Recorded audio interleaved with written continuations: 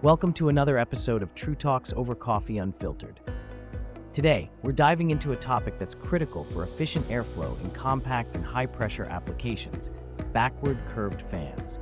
And explaining it all, as always, is our technical head, Bhavya Sakhani. Grab your coffee and let's get started.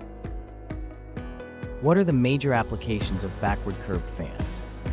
So a backward curve fan is primarily used in high pressure applications, especially in compact spaces. The perfect example for this would be a panel air conditioner. How do you ensure that these fans are long-lasting in these high-pressure applications? So the focus is on the build quality of the impellers. We ensure that we use only high grade composite material for the build quality of these fans. Now that can help the fan withstand very high pressure situations as well. What is the range Trumaxx offers? So Trumaxx backward curve fans are available in both the categories, AC as well as EC. In AC, we have the range going from 133 mm to 250 mm, with the 190 mm being a signature model. In EC, we have 250 mm to 310 mm, and we will be very happy to take new requests as well.